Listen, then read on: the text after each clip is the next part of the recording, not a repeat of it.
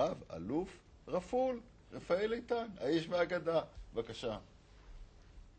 רפול, מי שהיה לוחם אגדי שלחם בכל מלחמות ישראל ונפצע פצעים קשים כמעט בכולן, מת היום בנסיבות תמוהות למדי.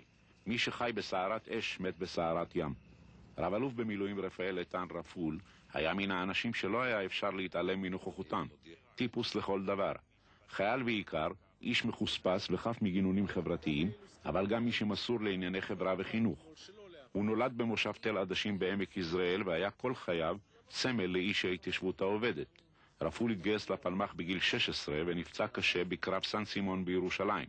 האווירה אז והעצמאות של כל אחד מאיתנו והדאגה לעצמו, או הסתפקות במועט ולא לחכות שיתנו לך ויביאו לך ויפנקו אותך. במלחמת סיני פיקד על הגדוד שצנח במיתלה בצניחה הקרבית היחידה בתולדות צה"ל. במלחמת ההתשה היה קצין צנחנים ראשי, ובמלחמת יום הכיפורים פיקד על אוגדה שבלמה את הפריצה הסורית ברמת הגולן וכבשה את המובלעת הסורית. רפול היה רמטכ"ל במלחמת לבנון, המלחמה השנויה ביותר במחלוקת בישראל. מה שהחל כמבצע לחיסול בסיסי אש"ף בדרום לבנון היה עד מהרה למלחמה עקובה מדם. רפול ננזף בעקבות הקמת ועדת כהן שבדקה את נסיבות הטבח בסברה ושתילה, אבל הוא לא חזר בו מתמיכה מוחלטת במלחמה. אותם אלה שמנסים ליצור אווירה ומהומה מאחור, ישבו בשקט כשישבנו 6 שנים לאורך התעלה, 6 שנים, מהן 3 שנים תחת אש כבדה, ועוד 350 הרוגים שנפלו שם.